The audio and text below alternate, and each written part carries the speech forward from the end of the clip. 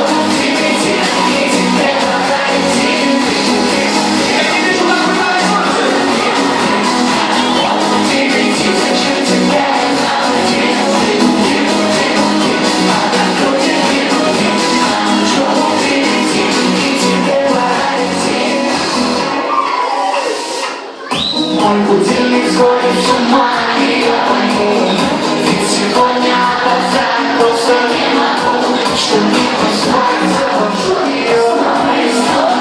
Пускай весь мир подождет, мы останемся дома. Открывай глаза, спящая красавица, поцелуй меня, мне это нравится. Памяти моей, эта ночь останется.